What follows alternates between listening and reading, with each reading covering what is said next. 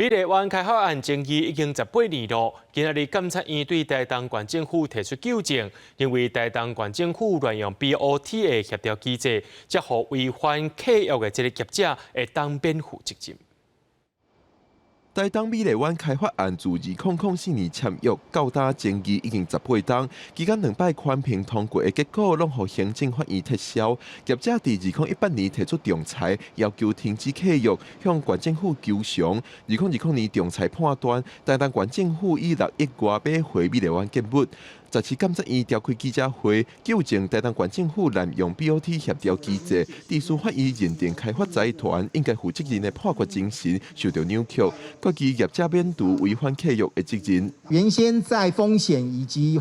相关的环境影响评估的设计上面，是要求这个民间是要依照规定自己要符合这个环境影响评估的一个结论啦那何以台东县政府会认为说这部分是不可归责于双方？检察院指出，这个案件的眼线主任仲裁人，捌伫协调阶段担任协调委员，参与不利台东县政府的决议，显示仲裁庭的组成有缺失，而且台东县政府嘛无伫仲裁期间，徛伫公益原则提出抗辩，有重大违失。抗议或者是应该要拒绝的地方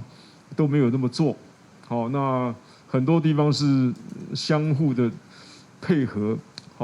或者是护航，我们甚至觉得这有点像他打假球，明明是相对的双方，结果是相互的在配合演出那样，人民是买单，那公帑买单，结果这个美丽湾公司大财团就解套，